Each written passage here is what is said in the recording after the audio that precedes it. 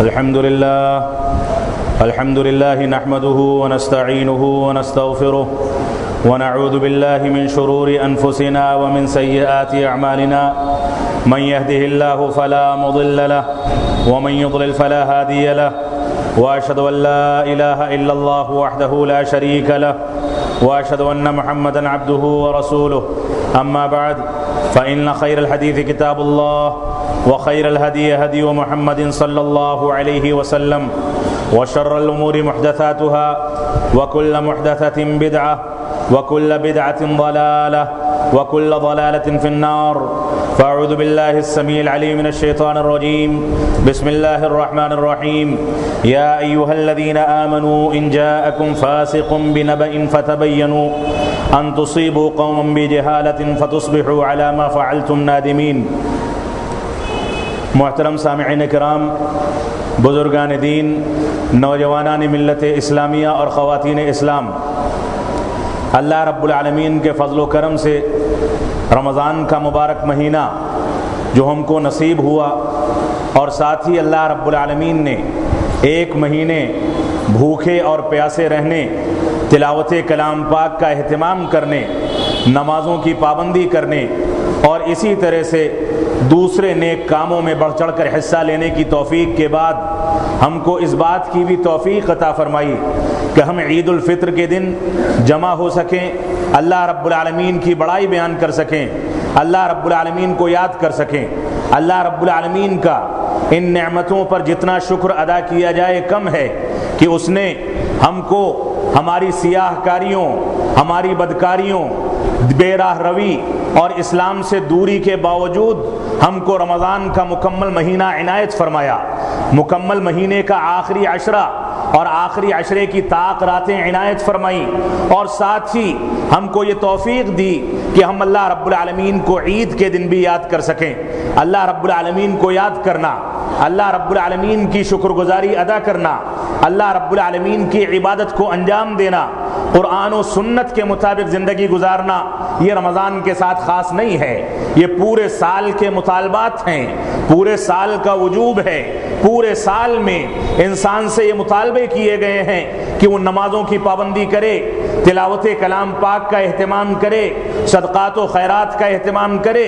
اللہ رب العالمین کی رضامندی کے لیے، اس کی خوشنودی کے لیے، اس سے قربت حاصل کرنے کے لیے، اس کو راضی کرنے کے لیے پورے سال میں وہ اللہ رب العالمین سے روئے اور گڑ گڑائے، اللہ رب العالمین سے اس کی توفیق طلب کرے، اللہ رب العالمین سے قربت اختیار کر کے اللہ رب العالمین سے روئے اور گڑ گڑائے اور اپنے گناہوں کی توبہ کرے. یہ اصل مسلمان کا منہج، اصل مسلمان کا طریقہ اور مسلمان کے حقیقی مسلمان ہونے کی یہ علامت ہے کہ وہ پورے سال حقیقی مسلمان بن کے رہتا ہے. لیکن بدقسمتی ایسی ہے کہ رمضان کے بعد یہ دوسرا جمعہ اللہ رب العالمین نے ہم کو نصیب فرمایا ہے. رمضان کے جمعے میں مسجدیں بھری نظر آتی تھیں، رمضان میں نمازوں میں مسجدیں بھری نظر آتی تھیں، لیکن رمضان کے گزرتے ہی ہمارے یہاں جو زنگ لگنے کی کیفیت، سستی کی کیفیت، قرآن و سنت سے دوری کی کیفیت ہمارے درمیان موجود تھی، رمضان سے پہلے شعبان کے مہینے تک وہی کیفیت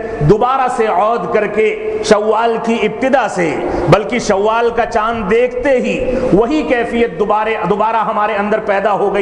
ہم نے اسی انداز سے اسلامی احکام و مسائل کو نظر انداز کرنا شروع کر دیا، ہم اسی انداز سے اللہ رب العالمین کے ناشکرے بن گئے، ہم اسی انداز سے عبادات سے، تلاوت کلام پاک سے، اللہ رب العالمین سے توبہ و استغفار کرنے سے اسی انداز سے دور ہو گئے جس انداز سے رمضان سے پہلے 11 مہینوں میں دور تھے. یہ مسلمانوں کا وتیرہ نہیں ہے. جبکہ آپ دیکھیں کہ رمضان کے اخیر ہی سے، بلکہ رمضان کے پہلے سے، بلکہ اگر یہ کہا جائے کہ کئی سالوں سے مسلمانوں کے خلاف جس انداز سے پروپیگنڈا کیا جا رہا ہے، اور ہمارے ملک کا آزاد میڈیا جس میڈیا کو دنیا کی کسی بھی بدقسمتی سے نواز دیا جائے، کسی بھی انداز کا لقب دے دیا جائے، تو میں سمجھتا ہوں کہ اس کی تعریف ہی ہوگی، اس کی کوئی خوبی بیان نہیں کی جا سکتی۔ وہ میڈیا جو بے لگام میڈیا ہے، وہ میڈیا جس نے مسلمانوں کے نام پر مسلمانوں کو بدنام کرنے کے لیے کوئی کسر نہیں چھوڑی،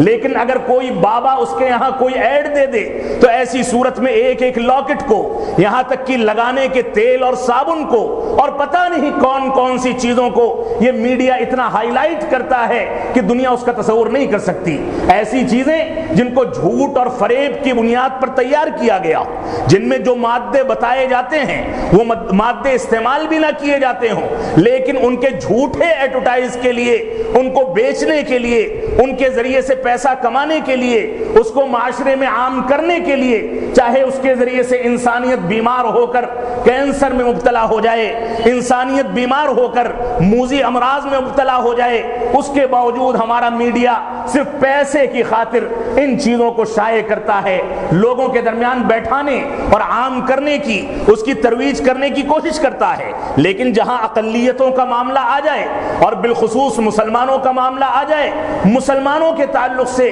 کوئی بھی مسئلہ میڈیا کے سامنے آئے تو اس کو غلط صحیح دیکھنے کی ضرورت نہیں ہوتی، ویڈیو بدل دیے جاتے ہیں، اس میں خرد برد کر دی جاتی ہے، ویڈیو کو ایڈٹ کر کے اس کے اندر غلط انداز کا مواد اکٹھا کر دیا جاتا ہے، اور لوگوں کو بدنام کرنے کے لیے، دہشت گردی سے جوڑنے کے لیے اور مسلمانوں کو دنیا سے نیست و نابود کرنے کے لیے، معاف فرمائیں گے صرف ہندوستان کا میڈیا نہیں بلکہ ہمارے وہ جمہوری ملک جس کو ہم اسلامی کہتے کہتے نہیں تھکتے، پاکستان کا معاملہ ہو یا وہ ممالک جن کو ہم مسلمان ملک سمجھتے ہیں، ان ممالک کی میڈیا ہو، دنیا کی کوئی بھی ایسی انصاف پسند میڈیا نظر نہیں آتی جو مسلمانوں کے سلگتے مسائل پر ہمت کر کے، جرأت کر کے، عزم کر کے مسلمانوں کے مسائل کو اٹھا سکیں۔ یہ ہماری بدقسمتی ہے کہ ہماری تعداد کہنے تو کو 15-20 کروڑ 25 کروڑ ہے، لیکن ہمارے پاس میڈیا کا کوئی پلیٹ فارم نہیں۔ کہنے کو تو ہم بہت بھاری تعداد میں ہیں، لیکن ہمارے پاس اللہ رب العالمین نے مالیات بھی دیا، ہم کو ساری نعمتوں سے نوازا، اس کے باوجود ہم فرقوں میں اس طرح سے بٹ گئے ہیں کہ ہم ایک دوسرے کے ساتھ بیٹھنے کو تیار نہیں ہیں، ایک دوسرے کی بات سننے کو تیار نہیں ہے۔ ہمارے اس انتشار نے سیدھے سیدھے ہمارے دشمنوں کو بھرپور فائدہ پہنچایا، ہماری دشمن میڈیا کو ایسا مرچ مسالہ مہیا کیا جس کے نتیجے میں وہ اسلام اور مسلمانوں کو بدنام کرنے کے لیے اور مسلمان نوجوانوں کو ان کے جذبات کو بھڑکانے کے لیے، ان کو راہ راست سے ہٹانے کے لیے اور اسلامی تعلیمات سے دور کرنے کے لیے ہر انداز کا پروپیگنڈا کرتا ہے۔ یہ میڈیا آج کے دور میں ہمارا نوجوان بھی یہ حماقت کرتا ہے، ہمارا نوجوان بھی یہ بے وقوفی کرتا ہے کہ میڈیا نے ذرا سی کوئی رپورٹ کیا دے دی، ہم اسلامی حدود کی، اسلامی دائروں کی، اسلامی ضابطوں کی دھچیاں اڑا کر کے ہر انداز کی مخالفت کے لیے اتارو ہو جاتے ہیں۔ ان کا مقصد ہی یہی ہے کہ مسلمان قوم کو بے چین کر کے، ان کا مقصد ہی یہی ہے کہ مسلمان قوم کے درمیان تشویش اور غلط انداز کے افکار پیدا کر کے ان کو مسجدوں سے دور کیا جائے، ان کو رب کائنات سے دور کیا جائے، ان کو عبادات سے دور کیا جائے، اللہ کی شکر گزاری سے دور کیا جائے۔ آپ دیکھیں رسول اکرم صلی اللہ علیہ وسلم کا عہد مبارک، صحابہ کرام کا عہد ذری، آپ دیکھیں کہ رسول اکرم صلی اللہ علیہ وسلم پر جب کوئی مصیبت پڑتی تھی، کسی انداز کی مشکلات میں گرفتار کیے جاتے تھے، کسی علاقے سے سیلاب کی زلزلے کی خبر آتی تھی، کہیں کے بارے میں آپ کو عذاب الہی کی اطلاع ملتی تھی، تو رسول اکرم صلی اللہ علیہ وسلم کا وطیرہ یہ نہیں تھا کہ آپ نکلیں اور مسلمانوں میں غلط رنگ دے کر اس خبر کو جھوٹا بنانے کی کوشش کریں، بلکہ آپ کا وطیرہ یہ تھا کہ آپ دوڑتے تھے، بھاگتے تھے مسجدوں کی طرف، مسجدوں میں آپ سجدہ ریز ہو جاتے تھے، اللہ رب العالمین سے روتے اور گڑ گڑاتے تھے اور اس بات کا مفہوم پیش کرتے تھے کہ اے رب کائنات، ہماری کوتاہیوں کے نتیجے میں، ہماری غلطیوں کے نتیجے میں، دین سے دوری کے نتیجے میں، کتاب و سنت کی مخالفت کے نتیجے میں ہم کو گرفتار نہ کر، ہم کو عذاب میں مبتلا نہ کر۔ لیکن آج کے دور میں ہمارے یہاں بے چینی اس قدر ہوتی ہے کہ ہم آپے سے باہر ہو جاتے ہیں، ہمارے یہاں بے چینی اس قدر ہوتی ہے کہ ہم مظاہرات کی حد تک پہنچ جاتے ہیں، ہمارے یہاں بے چینی اس حد تک ہوتی ہے کہ ہم غیر شرعی کام کرنے ہوئے ذرا سا نہیں جھجکتے، جبکہ رسول اکرم صلی اللہ علیہ وسلم کا طریقہ، جتنے معاملات، جتنی باتیں، جتنا سوشل میڈیا کا استعمال اور جتنا زیادہ آپ اپنی انرجی ان فضول چیزوں میں برباد کرتے ہیں، اگر اتنی ہی انرجی اللہ رب العالمین سے توبہ و استغفار میں صرف کر دی جائے، اللہ رب العالمین سے دعاؤں میں صرف کر دی جائے، اللہ رب العالمین کی قربت میں صرف کر دی جائے، اللہ رب العالمین سے رو رو کر، گڑ گڑا کر انسان توبہ و استغفار کرے اور ان ساری کی ساری مصیبتوں کو اپنے کرتوتوں کا نتیجہ سمجھے، تو ایسی صورت میں شاید آئندہ کبھی ان مصیبتوں میں، ان مشکلات میں مسلمان گرفتار نہ کیا جائے۔ لیکن مسلمان ایک جذباتی قوم ہے، مسلمان ایک ایسی قوم ہے کہ جب اس کے پیر پر کلہاڑی پڑتی ہے تو ایسی صورت میں جذباتیت میں، شدت میں، آپے سے باہر ہو کر جو چاہتا ہے کرتا ہے۔ مسلمان دنیا کی سب سے سنجیدہ قوم ہونی چاہیے، مسلمان قرآن و سنت کے مطابق اس انداز سے فیصلہ کرے، اور جب کوئی مصیبت اس کے اوپر لاحق ہو تو ایسی صورت میں سب سے پہلے اپنی گریبانوں میں جھانکے، دیکھے اور اس بات کا دراسہ کرے کہ اس نے کون سی کوتاہیاں چھوڑی ہیں جس کے نتیجے میں اللہ رب العالمین نے اتنی بھاری اکثریت کے باوجود، 20-25 کروڑ ہونے کے باوجود اس کو غلامی کے حوالے کر دیا۔ میڈیا اس کی تائید نہیں کرتا، میڈیا اس کے بارے میں کوئی خبر شائع نہیں کرتا، وہ پیسے دے کر بھی اگر میڈیا میں اشتہار شائع کرنا چاہے تو ایسی صورت میں دھتکار دیا جاتا ہے۔ اس کے اسباب کیا ہیں، اس کے وسائل کیا ہیں، کون سے اسباب کی وجہ سے مسلمان اتنی دھتکاری ہوئی قوم ہو گیا؟ اللہ رب العالمین سے دوری کے نتیجے میں، ناشکری کے نتیجے میں، قرآن و سنت کی پیروی نہ کرنے کے نتیجے میں یہ مسلمانوں کے حالات ہیں۔ اللہ رب العالمین نے فرمایا وما اصابکم من مصیبت فبما کسبت ایدیکم ویعفو عن کثیر، کہ تم کو جو بھی مشکلات لاحق ہوتی ہیں یہ تمہارے اپنے کرتوتوں کا نتیجہ ہے۔ ان کرتوتوں کے نتیجے کے باوجود اللہ رب العالمین بہت سارے کرتوتوں کو، بہت ساری بے راہ رویوں کو، بہت ساری بدکاریوں کو، قرآن و سنت سے جو دوری ہے، ان چیزوں کو نظر انداز بھی کر دیتا ہے۔ اگر ہر چیز پر اللہ رب العالمین گرفت کرنے چلے، ہر چیز پر اللہ رب العالمین پکڑتا چلے، تو ایسی صورت میں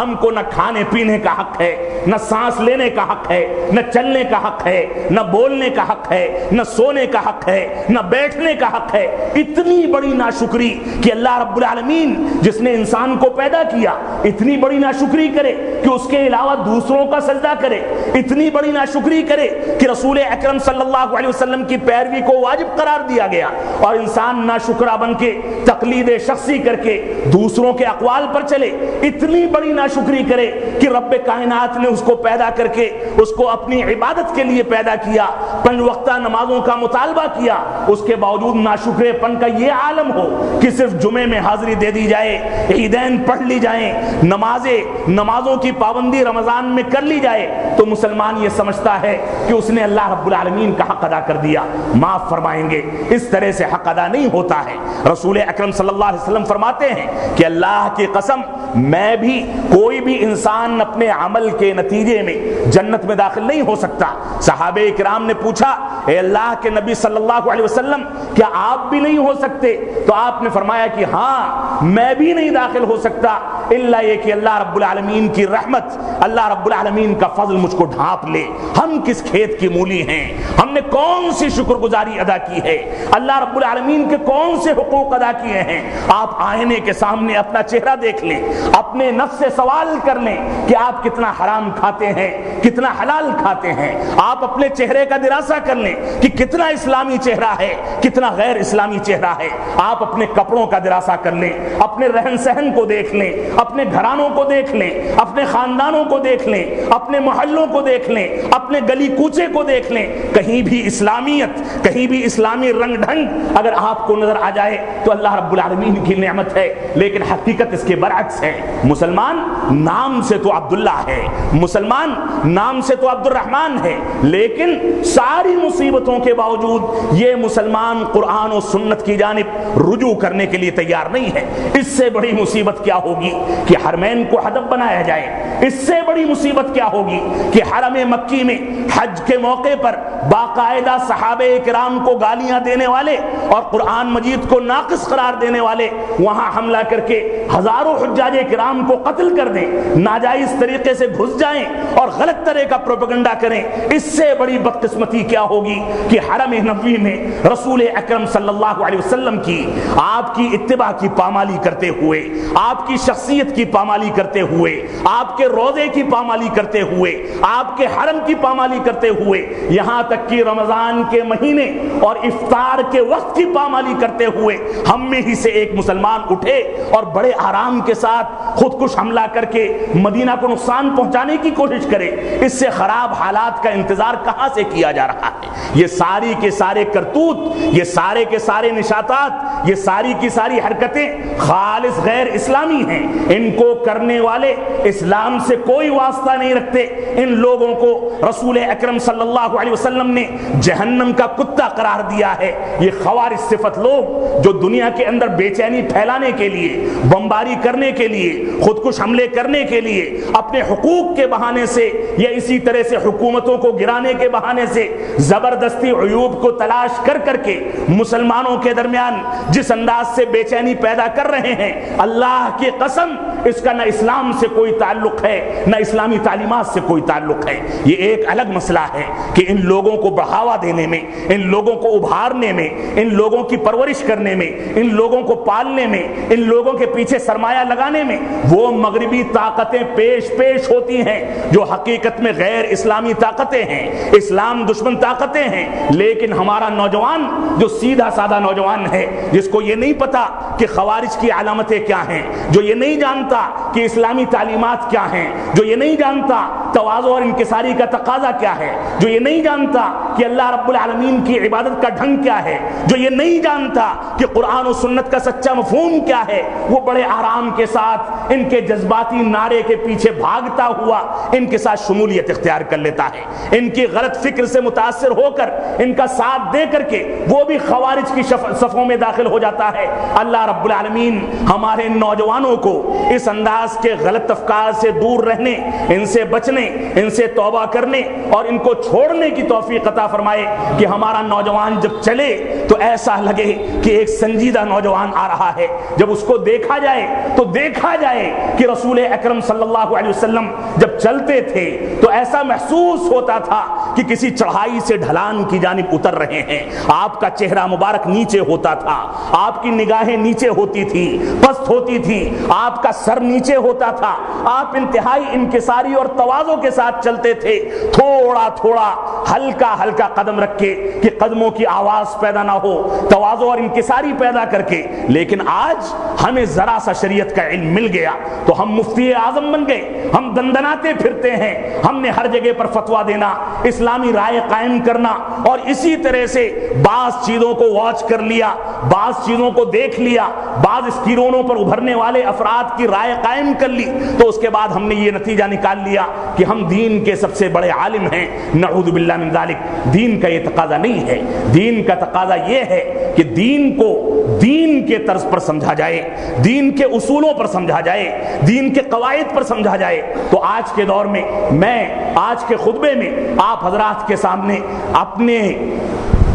ملک کے، اگر میں یہ کہوں کہ خیانت والے میڈیا کے بارے میں کچھ گفتگو کرنا چاہتا ہوں تو میں ناجائز نہیں کہتا ہوں۔ اللہ رب العالمین ہم کو صحیح انداز سے میڈیا کے اصولوں کو پرکھنے اور اس کو سمجھنے اور اس پر عمل پیرا ہونے کی توفیق عطا فرمائے۔ بہت سے صحافی حضرات بھی موجود ہوں گے جن کا تعلق پرنٹ میڈیا یا الیکٹرانک میڈیا سے ہو، یا یہ بات وہاں تک پہنچائی جائے گی یا پہنچے گی، تو ایسی صورت میں میں چند اسلامی نکات یا اسلامی بنیادیں یا اسلام کا ضابطہ یا اسلام نے میڈیا کے بارے میں کیا تصور پیش کیا ہے اس سے متعلق تھوڑی سی گفتگو کر کے اپنا خطبہ ختم کرنا چاہوں گا۔ سب سے پہلی بات تو یہ جو آیت کریمہ میں نے آپ کے سامنے تلاوت کی، جس میں اللہ رب العالمین نے ارشاد فرمایا، یا ایھا الذین آمنوا ان جاءکم فاسق بنبأ فتبینوا ان تصیبوا قوما بجہالۃ فتصبحوا علی ما فعلتم نادمین۔ اے لوگو، اگر تمہارے پاس کوئی انسان کوئی فاسق و فاجر، کوئی جھوٹا انسان کوئی خبر لے کر آئے، فتبینوا، تو اس کی تحقیق کر لو، اس کے بارے میں خلاصہ کر لو، اس کی گہرائی تک پہنچ جاؤ، اس کے بارے میں پوری تحقیق کر کے اس کے بارے میں ساری سچائیاں اور جو بیانات دیے جاتے ہیں ذہنوں کو خراب کرنے کے لیے جھوٹ بول بول کر، وہ ساری کی ساری چیزیں جب تک نکال نہ لو تب تک تم اس پر یقین نہ کرو۔ اور اللہ کے نبی صلی اللہ علیہ وسلم کا فرمان ہے کفا بالمرء کذبا ان یحدث بکل ما سمع، صحیح بخاری کی غالباً روایت ہے، اللہ کے نبی صلی اللہ علیہ وسلم نے فرمایا کہ انسان کے جھوٹا ہونے کے لیے یہی کافی ہے کہ وہ ہر سنی ہوئی بات کو نقل کر دے، دوسروں سے بیان کر دے۔ آج کے دور میں میڈیا پر اور بالخصوص سوشل میڈیا پر، جس کو ہم اپنی جیبوں میں اور اپنے آفسوں میں لے کر کے گھومتے ہیں، اپنی گاڑیوں میں لے کر کے گھومتے ہیں، وہ سوشل میڈیا جس کی مختلف شکلیں، چاہے سی ڈیز کی شکل میں ہو، چاہے انٹرنیٹ کی شکل میں ہو، چاہے فیس بک کی شکل میں ہو، چاہے واٹس اپ اور اسی طرح سے ٹویٹر وغیرہ کی شکل میں ہو، یہ سارا کا سارا سوشل میڈیا اس وقت جتنی ناپاک حرکتیں اور جتنی غلط حرکتیں کر کے مسلمانوں کو اور اسلام کو بدنام کرنے کے لیے استعمال کیا جا رہا ہے، اور بدقسمتی سے ہمارا مسلمان بھی ذرا سی کوئی بات ہوتی ہے بلا تحقیق کے اس کو پوسٹ کر دیتا ہے۔ رسول اکرم صلی اللہ علیہ وسلم کا فرمان ہے جس نے اس دنیا میں کوئی نیک عمل کیا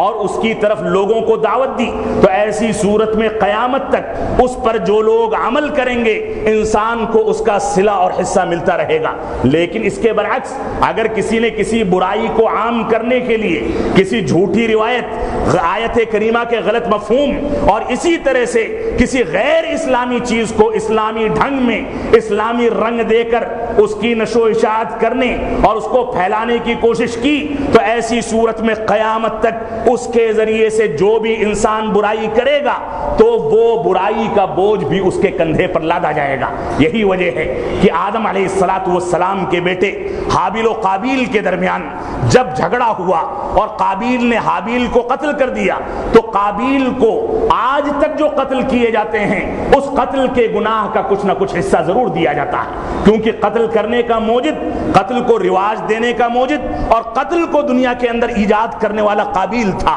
اس وجہ سے آج کی دنیا میں اگر سوشل میڈیا کے ذریعے یا اسی طرح سے پرنٹ میڈیا کے ذریعے یا کتابچوں کی تقسیم کے ذریعے یا جو بھی انداز اختیار کر لیا جائے، آج کل دیکھا جاتا ہے کہ انسان دیکھتا ہے کہ کتاب کا ٹائٹل بڑا خوبصورت ہے، لکھنے والا کوئی عالم ہے، بڑی خوبصورتی کے ساتھ رنگین پرنٹنگ ہے، بڑے آرام کے ساتھ خریدتا ہے، دوسروں تک پہنچا دیتا ہے۔ معاف فرمائیں گے یہ اسلام کا تقاضا نہیں ہے۔ اسلام کا تقاضا یہ ہے کہ آپ دیکھیں کہ ان ساری کی ساری چیزوں میں قرآن و سنت کی کون سی روح پیش کی جا رہی ہے، قرآن و سنت کی حقیقی ترجمانی موجود ہے تو ایسی صورت میں یہ چیز آپ کے لیے باعث ثواب ہے، اور اگر یہ چیز موجود نہیں ہے تو یہ چیز آپ کے لیے باعث عذاب ہوگی اور قیامت تک اس عذاب اور اس گناہ کا بوجھ آپ کے کندھے پر ڈالا جاتا رہے گا، آپ کی موت کے پہلے بھی اور موت کے بعد بھی۔ اس وجہ سے ہم کو ان معاملات میں سنجیدہ ہونا چاہیے۔ تو میڈیا کے بارے میں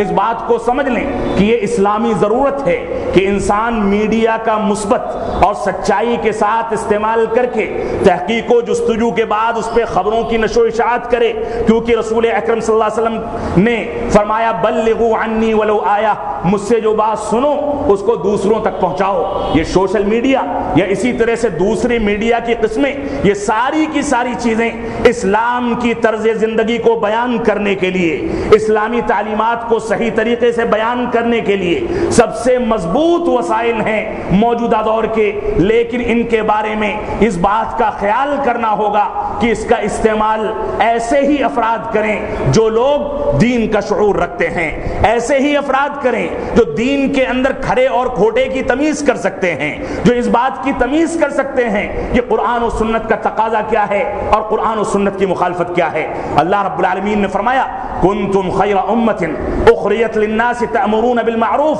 تم میں ایک ایسی جماعت ہونی چاہیے جو نکلے اور لوگوں کو اچھائیوں کا حکم دے اور برائیوں سے روکے۔ یہ اچھائی اور برائی کا حکم دینا آج کے دور میں میڈیا کے ذریعے اور ہماری جیبوں میں موجود سوشل میڈیا کے ذریعے بہت آسان کر دیا گیا ہے، لیکن اس کا استعمال آج کل کے دور میں ناجائز طریقے سے کیا جاتا ہے۔ اسی طرح سے اللہ کے نبی صلی اللہ علیہ وسلم کا فرمان ہے، نور اللہ امرأ سمع مقالتی فوعاها فاداها كما سمعها۔ ترمذی کی صحیح روایت ہے، اللہ کے نبی صلی اللہ علیہ وسلم نے فرمایا اس انسان کو اللہ رب العالمین تر و تازہ رکھے، خوش و خرم رکھے، جس نے میری کوئی بات سنی اور اس کے بعد اس کو سمجھا، سمجھنے کی بات کہی گئی ہے، فوعاها، اس کے بارے میں عقل و شعور رکھ کر کے اس کو سمجھنے کی کوشش کی، فاداها، اور اس کے بعد اس کی دعوت و تبلیغ کی، کما سمعها، دوبارہ تاکید کر دی گئی، جس طرح سے سنا ہے، جس طرح سے علماء کرام کی جانب رجوع کر کے سمجھا ہے، احادیث کی شرح کے ذریعے، قرآنی آیات کی شرح کے ذریعے اس میں بحث و جستجو کر کے اس کو اچھی طرح سے سمجھا ہے، اور سمجھنے کے بعد دوسروں تک من وعن اسی طرح سے پہنچا دیا جس طرح سے اس نے سنا ہے، تو ایسی صورت میں رسول اکرم صلی اللہ علیہ وسلم نے اس انسان کو، اس صحافی کو دعائیں دی ہیں کہ اللہ رب العالمین اس کو تر و تازہ رکھے، اس کو خوش و خرم رکھے۔ اسی طرح سے میڈیا کا استعمال موجودہ دور میں اسلامی روح سے دیکھا جائے تو ظلم و جور کے خلاف ہونا چاہیے، لیکن موجودہ دور، موجودہ میڈیا اور بدقسمتی سے وطن عزیز ہندوستان کا میڈیا، جس میڈیا کو وجود بخشنے میں اس ملک کی آزادی کا بھرپور کردار رہا ہے، اور اس ملک کی آزادی میں علماء اسلام کا، علماء اہل حدیث کا، اور اسی طرح سے قرآن و سنت کے حاملین کا، مسلمانوں کا بھرپور کردار رہا۔ اگر یہ امن و سلامتی کے لیے، ملک کو آزاد کرنے کے لیے قربانیاں نہ دیتے تو آج اتنا امن و سلامتی نظر نہ آتی، اتنا بھرپور ترقی نظر نہ آتی، لیکن اس کے باوجود ناشکری کر کے، جھوٹ کے سارے حدود توڑ کر کے، یہاں تک کہ فیک آڈیوز اور اسی طرح سے ویڈیوز پیش کر کے اس کے اندر خرد برد کر کے یہ میڈیا جو رول ادا کر رہا ہے، یہ رول حقیقت میں ظلم و جور کے خلاف نہیں بلکہ ظلم و جور کو بڑھاوا دینے کے لیے ہے۔ اور میں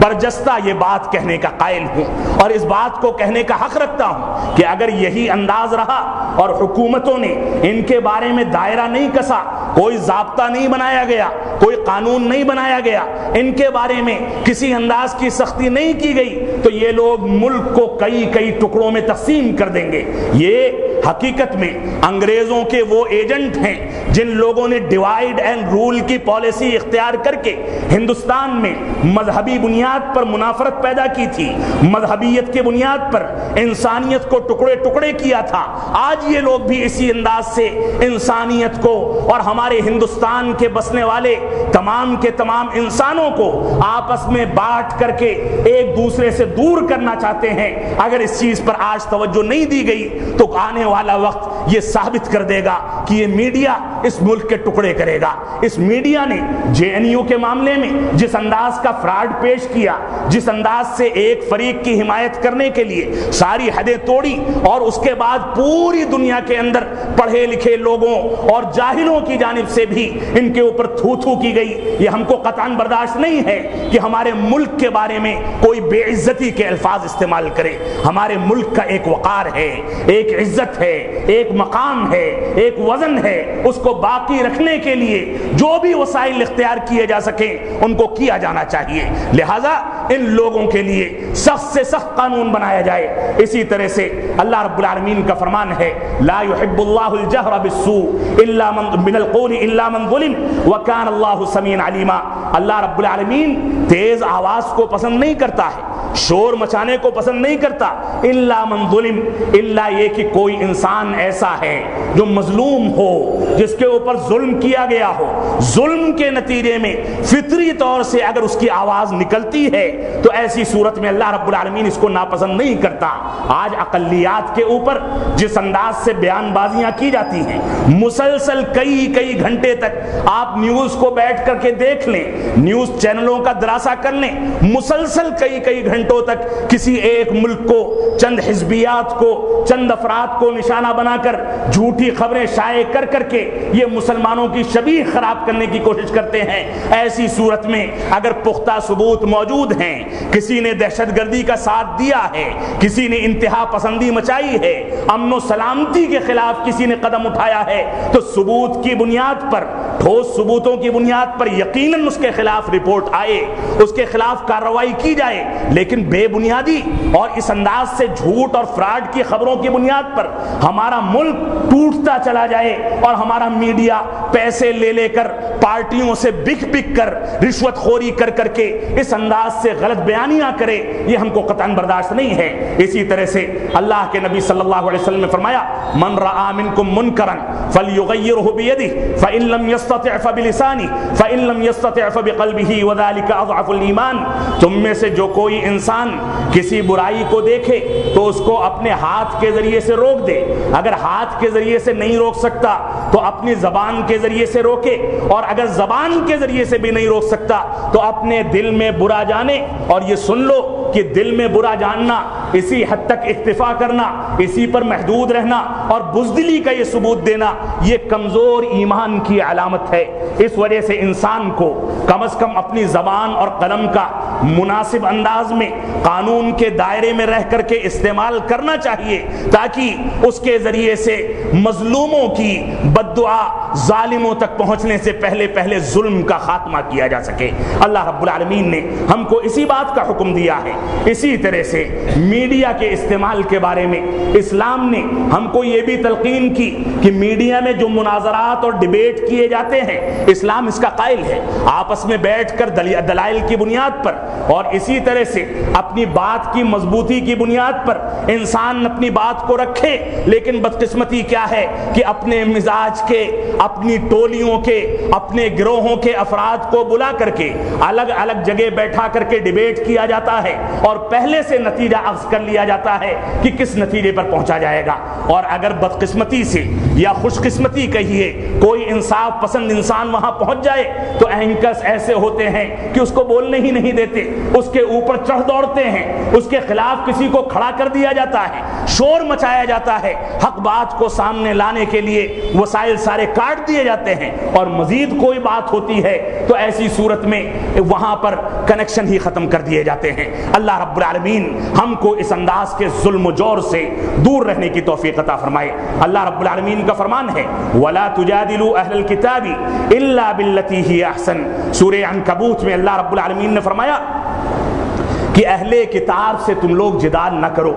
مگر اچھے طریقے سے, انصاف کے ساتھ. اور اسی طرح سے اللہ رب العالمین کا یہ بھی فرمان ہے, اللہ کے نبی صلی اللہ علیہ وسلم نے یہ بھی فرمایا کہ انصاف کا تقاضا, جو میڈیا ناانصافی اور ظلم و جور کو پیش کرتا ہے وہاں پر انصاف کے تقاضے کا خیال ہونا چاہیے. جب ایک خاتون نے, ایک مخزومیہ عورت نے چوری کی اور اس کے بعد صحابہ کرام سے سفارش کے لیے کہا گیا کہ اللہ کے نبی صلی اللہ علیہ وسلم سے کہا جائے کہ اس کی سزا میں تخفیف کر دی جائے, تو اللہ کے نبی صلی اللہ علیہ وسلم نے ممبر لگوایا, غضبناک ہو گئے. آپ دیکھیں کہ ممبر کہاں لگوایا گیا, کہاں پر باتوں کو عام کرنے کی کوشش کی گئی. اس دور کا جو میڈیا تھا اس میڈیا کو کہاں پر استعمال کیا گیا, استعمال کیا گیا ہے ظلم و جور کے خلاف, ناانصافی کے خلاف. اللہ کے نبی صلی اللہ علیہ وسلم نے فرمایا کہ اللہ کی قسم ہم سے پہلے جو لوگ تھے وہ شرفاء کے بارے میں, عزت دار لوگوں کے بارے میں, بڑے لوگوں کے بارے میں سفارشیں کرتے تھے, اسی چیز نے ان کو تباہ و برباد کر دیا. اللہ کی قسم لو ان فاطمہ بنت محمد سرقت لقطعت یدها, فرمایا کہ اگر میری بیٹی فاطمہ بھی چوری کر لے تو اللہ کی قسم میں اپنے ہاتھ سے اس کا ہاتھ کاٹ دوں گا. یہ انصاف کی ایک چھوٹی سی مثال ہے. اسی طرح سے اللہ رب العالمین نے فرمایا وَلَا يَجْرِمَنَّكُمْ شَنَآنُ قَوْمٍ عَلَىٰ أَلَّا تَعْدِلُوا اعْدِلُوا هُوَ أَقْرَبُ لِلتَّقْوَىٰ. اے ایمان والو, تم کو کسی قوم کی دشمنی یا سرکشی تمہارے خلاف اس کا آواز بلند کرنا اس بات پر آمادہ نہ کرے کہ تم اعتدال کا, عدل و انصاف کا دامن چھوڑ دو. ہمیشہ عدل و انصاف سے کام لو اور عدل و انصاف کے ذریعے سے فیصلے کرو. اللہ رب العالمین نے ہم کو اسی بات کا حکم دیا ہے. لیکن موجودہ دور میں میڈیا نے جو رول ادا کیا ہے وہ رول ناقابل برداشت ہے. اسی طرح سے آپ دیکھیں اسلامی تصور میں پانچویں چیز جو میڈیا کے بارے میں بتائی جاتی ہے وہ یہ کہ میڈیا کو کسی کا مذاق اڑانے کا حق نہیں ہے.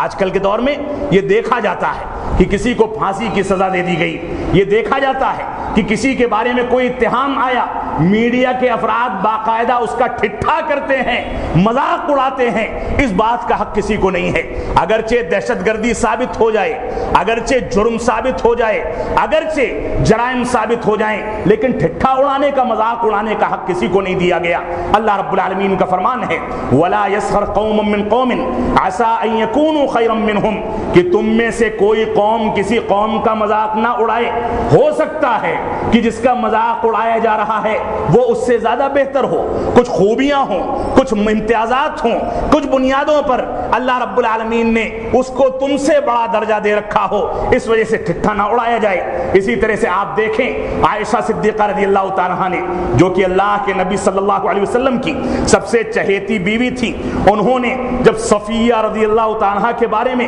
کوئی مزاحیہ جملہ کہہ دیا، ان کے ٹھگنے پن کا مذاق اڑا دیا، تو اللہ کے نبی صلی اللہ علیہ وسلم نے فرمایا لقد قلتی کلمۃ لو مزجت بماء البحر لمزجته۔ ابو داؤد کی صحیح روایت ہے، فرمایا کہ تم نے تو ایسا جملہ کہہ دیا، اگر سمندر کے پانی میں تمہارا یہ جملہ ملا دیا جائے تو پورا کا پورا پانی کالا اور اسی طرح سے بدمزہ اور کڑوا ہو جائے گا۔ اللہ کے نبی صلی اللہ علیہ وسلم نے یہ نہیں دیکھا کہ اماں عائشہ ہیں، عائشہ صدیقہ ہیں، جن کی برات کے لیے اللہ رب العالمین آسمان سے لگاتار 10 آیتوں کا نزول کرتا ہے، جن کو اللہ رب العالمین نے سلام بھیجا، جن کو جبریل امین سلام کیا کرتے تھے، جب رسول اکرم صلی اللہ علیہ وسلم ان کے مبارک حجرے میں ہوتے تھے تبھی وحی آتی تھی۔ یہ صورتحال تھی جو اللہ کے نبی صلی اللہ علیہ وسلم کے گھر کے اسرار اور رازوں سے سب سے زیادہ واقف کار تھیں،